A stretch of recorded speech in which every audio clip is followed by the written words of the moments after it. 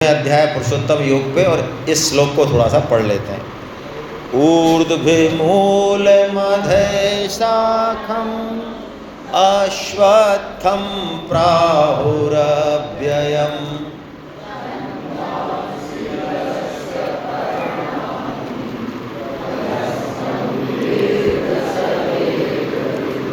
भगवान ने इस संसार को एक पीपल के वृक्ष की संज्ञा दी। संसार मतलब संस्कृति जो सरक रहा है, जो जा रहा है, वो संसार जो जा रहा है, जो कभी भी टिक नहीं सकता। अश्वत्थ का मतलब वही है जो एक सेकंड भी टिके ना, एक सेकंड भी, है ना। अब बताइए, जो चीज़ जा ही रही है लगातार, है ना, अब यदि हम उसको, जो हमारी अभी बात हुई, हम उसका आश्रय आलम्बन लेंगे तो फिर बात बिल्कुल ख़राब हो जाएगी। तो भगवान ने इस संसार वृक्ष का जब वर्णन किया तो इसको उल्टा लटका दिया। इसकी जड़ तो कर दी ऊपर, और पेड़ पत्ती और तना वगैरह कर दिए, और जड़ में बैठ के भगवान खुद कृष्ण। इसका मतलब ये संसार रूपी वृक्ष जो है, ये प्रकट कहाँ से हुआ है? कृष्ण से। इसका बीज कहाँ है? कृष्ण है, और ये उल्टा है, नीचे की तरफ बढ़ रहा है। यानी कृष्ण से यदि विमुख होंगे हम तो महान पतन होगा, पता नहीं कितने कितने योनियों में जाएंगे, कितने कितने कर्म लेंगे। और यदि भगवान से मिलना है तो क्या करना चाहिए? हमको ऊपर की तरफ चलना चाहिए, है ना। आपने ऐसा कोई वृक्ष देखा है क्या जो उल्टा हो? कहीं तो देखा होगा। बटवृक्ष उल्टा होता है। कभी किसी तालाब के पास जाए आप, तो तालाब के किनारे पे जो पेड़ लगे रहे होते हैं, उनकी छाया उसमें दिखता है, वो उल्टा वृक्ष, उसमें उल्टा दिखता है। दिखता है नहीं दिखता है? अब देखो, मान लो किसी राजा का एक हार खो जाए और वो कह दे भैया जो मेरी रानी का हार लेके आएगा उसको 1 लाख रुपए मिलेगा। तो एक व्यक्ति खोजता खोजता उस तालाब पे पहुंच गया और उसको उस तालाब में वो हार दिखा, एकदम चमकता हुआ। अब वो लगा रहा है उसमें डुबकी लगाए, जैसे गायब हो जाए, फिर आए वापस, फिर पानी थोड़ा शांत तो फिर हार दिखे, अब फिर डुबकी लगा रहा है और फिर हार नहीं मिल रहा है। अच्छा, कितनी डुबकी लगाए वो कि हार मिल जाए? हार तो वहाँ है ही नहीं। अब हार चाहिए तो वो कहाँ जाए? असली पेड़ पे जाए। यही हमारे संग हो रहा है भाई। भगवान कह रहे ये संसार जो है ये है ही नहीं। ये तुम समझ रहे हो कि है, दिख रहा है, दिख भी रहा है, महसूस भी हो रहा, महसूस हो रहा है, लेकिन इसमें सुख नहीं है। इसमें सुख नाम मात्र का ही नहीं है। तो कितनी डुबकी लगा लो, कितनी छलांग लगा लो, कितने रिलेशन बना लो, सब कुछ कर लो, लेकिन यहाँ पे सुख मिलेगा नहीं, क्योंकि सुख तो कृष्ण के पास है। ये तो उसकी प्रतीक्षाया है। जैसे प्रेम, भगवान के यहाँ पे प्रेम है, उसकी छाया यहाँ काम है। हमें लगता है काम में सुख है, लगता है काम सुख, लेकिन उसमें वास्तव में सुख नहीं है, उससे पेट नहीं भरेगा। ये जो जगत है ये आभासी सुख देने वाला है। इसका असली जगत जो है वो आध्यात्मिक जगत है। वहीं के निवासी हैं हम, वहीं के, हमको वहीं जाना है, लेकिन हम भूल गए। अब जैसे मान लो हम यहाँ आए सांवरिया सेठ और रुक गए इसमें सांवरिया गेस्ट हाउस में। अब सांवरिया गेस्ट हाउस में रुक गए तो यहाँ की मेंटेनेंस तो जैसी है वैसी है ही, आप देख ही रहे हैं। अब मान लो मेरे को पसंद नहीं है ऐसे रहना, तो मैंने प्लम्बर बुला लिया परसों के दिन तो, और वो जो नल हिल रहे थे, कर रहे थे, मैं उनको ठीक करा रहा हूँ। फिर मेरे को जो सोफ़ा था वो पसंद नहीं है, इस सोफ़े का कपड़ा मैं पसंद नहीं करता हूँ, तो मैं इस पर नया कपड़ा बिछवा रहा हूँ। और मेरे को ये पेंट तो बिल्कुल ही घटिया लग रहा है, अगले दिन मैंने पेंटर भी बुला लिया। ऐसे मैं आलमारी, पेंट वगैरह सारा काम अब तक कर रहा हूँ। तो बताओ आप मेरे को क्या कहोगे? कह तो नहीं रहो, लेकिन मूर्ख कहने की मन में तो आ ही रही है कि आप 160 लोगों के मूर्ख राज हो कि यार तुम सोफा के कलर बदलवा रहे हो और ये कर रहे हो, तुम बावड़े हो रहे हो क्या यार? पागल हो गया तुम? अरे कि महाराज खराब है, हमको पसंद। अरे खराब होगा तो खराब होगा, खराब है तो क्या हो गया? खराब है तो चलना है अपने को परसों।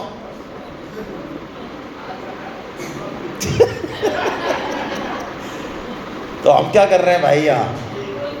हम अपने जीवन में क्या कर रहे हैं? ये 3 दिन हैं जो दिख रहे हैं, ये थोड़े से 60-70 साल हैं जो दिख नहीं रहे हैं। या हमें ऐसा लग रहा है नहीं नहीं हम नहीं जाएंगे यहाँ से, हम तो पेंट करा के ही जाएंगे नया वाला। करा ले पेंट, करा ले पेंट, बनवा ले सोफा। क्या करें भाई साहब, आप तो कह देते हो हमारा मकान बहुत छोटा है, कैसे रहें बताओ? अरे तो भाई हमको जो मिला है ना यहाँ, वो हमारे ही कर्मों का फल मिला है। ध्यान रखें हम इस बात। हमको जितना धन मिला, जैसा हमको परिवार मिला, जैसी पत्नी मिली, पति मिला, पद मिला, जो मिला है वो हमारा ही प्रतिफल है। ऐसा नहीं मानना चाहिए कि हमको गलत मिला है। ना ना ना ना ना, बिल्कुल। देख पराई चौपड़ी मत ललचावे जीव, जभी तो कहा तेरे को जो मिला है वो बेस्ट है। अब बताओ इस टेम्परेरी घर में जिसमें से हमको एक दिन जो है जाना है, और हम क्या करने लग रहे हैं यहाँ?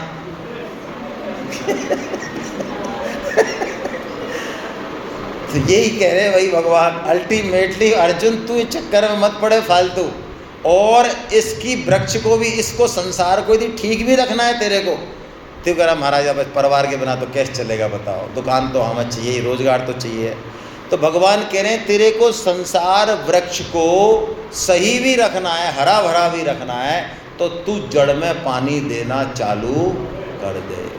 ओहो हो, जड़ में पानी देने से काम हो जाएगा?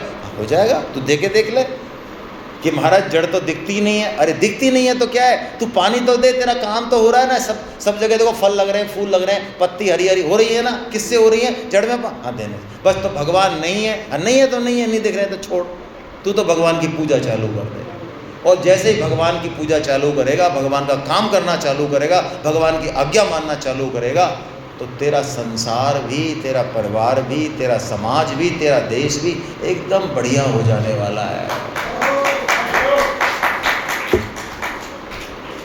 अब बताओ भाई, हम ऐसे मूर्ख राज हैं, गीता कैसे कैसे सूत्र दे रही है, और तब भी लोग पूछते हैं हम दिल्ली गए तो भाई साहब हम गीता क्यों पढ़ें बताओ, हम तो कोई पाप करते ही नहीं है।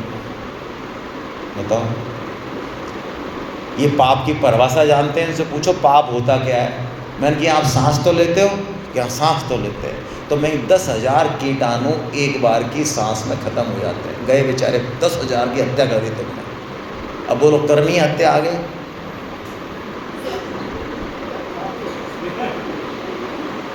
अब आ जाओगे तो भगवान ने ऐसा बनाया ही क्यों सिस्टम? अब फिर आगे ना देखो, अब कूद के कहीं और आगे। अभी तो कह रहे हम हिंसा नहीं करते, हम अब कूद के कहीं और आगे। अब यहाँ का भी जवाब दे देंगे तो कहीं और कूद जाओगे। अरे भाई, गीता पढ़ना सांस लेने से भी ज़्यादा एक ही साध है, सब सध है और सब साध है सब जाए। यदि कोई संसार वृक्ष को हरा भरा रखना चाह रहा है, अपने बेटे बच्चों को एजुकेशन दे रहा है, घर बनवा रहा है, ये कर रहा है, वो कर रहा है, लेकिन कृष्ण की कोई उसको परवाह नहीं, कृष्ण की उसकी नॉलेज नहीं, धराशायी होगा वो, पूरे परिवार सहित महान पतन में जाएगा वो। संभव है, जाएगा ही जाएगा, असंभव है बचना, क्योंकि जड़ बिल्कुल खोखली हो गई, जड़ में जंग लग गई। लग तो रहा है पेड़ हरा भरा है, लेकिन जड़ जंग लग गई, एक दिन धराशायी हो जाएगा। तो अल्टीमेटली भाई हमको क्या करना है? तो भगवान ने बताया, इस पूरे संसार वृक्ष को काटने का भगवान ने एक तरीका बताया। क्यों कटे तो हम पहुँचे कृष्ण तक, चल के नहीं पहुँच सकते, बहुत लंबा है ये, बहुत लंबा है, इसको समझना भी बहुत मुश्किल है। आज देखो एक पंखा ख़राब था परसों, तो हम में से कोई सही कर सकता है क्या उसको? अभी मान लो ये ढंग से नहीं चले या कोई भी चीज़ नहीं चले, ऑडियो वॉडियो, तो हम सही कर देते हैं क्या? कहाँ कर देते हैं? हमको कुछ आता ही नहीं है। बताओ, ये तो इंसान ने बनाया है। यही चीज़ इतनी जटिल है कि हमारे समझ में नहीं आती है। तो बताओ, ये प्रकृति हमारे समझ में आ जाएगी? इस प्रकृति के रहस्य हमारे समझ में आ जाएंगे? प्रकृति के वर्णन में ये लिखा हुआ है कि अहंकार से आकाश की उत्पत्ति हुई, तामस अहंकार से। बोलो, है कोई इस हॉल में ऐसा जो समझ सके? मेरे तो समझ में नहीं आई, मैं तो 2012 से पढ़ रहा हूँ भागवत। अहंकार से किसकी उत्पत्ति हुई? आकाश की। और आकाश से किसकी उत्पत्ति हुई? पचौरी मैडम बता रही हैं वायु की, 100 में 100 नंबर लाती हैं, वायु की। और वायु से किसकी उत्पत्ति हुई? अग्नि की। है अग्नि की, वायु से, हाँ। और अग्नि से किसकी हुई? जल। अग्नि से जल, जल की। भाई साहब आपका दिमाग तो खराब है। अरे खराब नहीं है, तो देख साइंस कह रही है, बात है, अब तो मान ले। और जल से किसकी हुई? पृथ्वी की। और भैया ऐसे हुई सृष्टि? हाँ ऐसे हुई। और प्रलय कैसे होगा? जैसे हुई ऐसे उल्टे क्रम में प्रलय होगा। पृथ्वी मिलेगी जल में, जल मिलेगा अग्नि में, अग्नि मिलेगी वायु में, वायु मिलेगा आकाश में, आकाश मिलेगा अहंकार में, अहंकार मिलते मिलते मूल प्रकृति में, महत्त्व में, मूल प्रकृति में, और सब भगवान। ये लोग ऐसे ऐसे मिल गए और ऐसे ही आए। अब ये बुद्धि ने पकड़ लिया क्या? हमारे ऋषि मुनि महर्षियों ने ये चीज़ लिखी है साइंटिफिक, सोचो कैसे होंगे वो। तो इसलिए प्रकृति के रहस्यों को छोड़ो, कोई नहीं जान सकता इसको, माया है ये कभी पकड़ में नहीं आने वाली हमारे। हम तो क्या करें, इससे असंग हो जाएं, असंग हो जाएं, बिल्कुल असंग, मतलब इसका हम पे प्रभाव नहीं पड़े। तो कैसे असंग हो जाएं? तो भगवान ने एक शस्त्र दिया कि इससे हम संसार में रहते हुए भी संसार का कोई दोष दुर्गुण हमको प्रभावित नहीं कर सकता। तो नीचे नीचे की लाइन पढ़ रहा हूँ मैं। मसंग शस्त्रेण दृढ़ेन छित्त्वा। अच्छा आप कर रहे हो क्या? मैं जरा मेरे यहाँ से हो गया। असंग शस्त्रेण दृढ़ेन छित्त्वा, ये नीचे नीचे की लाइन पढ़ी है मैंने, है ना। यानी भगवान कह रहे हैं कि तू असंगता रूपी शस्त्र को अपने जीवन में उतार ले। इस गीता के साधक को असंगता रूपी शस्त्र जो है जीवन में रखना चाहिए। क्या मतलब? हम काम पूरा करें संसार में, सबकी सेवा करें, सबसे प्रेम करें, लेकिन भीतर से कैसे रहें? असंग। क्यों? हम हैं ही असंग, हम असंगी। असंगो ही अयम पुरुषो, छांदोग्य उपनिषद का सूत्र है। ये प्रकृति हमारे साथ संबंध जोड़ ही नहीं सकती, इसलिए किसी से भी। और असंग रहने का मतलब क्या? उदासीन या वैसे नहीं। असंग रहने का मतलब है किसी से भी कुछ पाने की इच्छा ना करें और किसी का भी आश्रय नहीं लें। क्यों? हम भगवान के हैं, भगवान के थे और भगवान के ही रहेंगे। हमारा एकमात्र संबंध भगवान से है और ये बात खुद भगवान कह रहे हैं, इसलिए हमको मान लेनी चाहिए। ममेवांसो जीवलोके जीवभूता सनातना।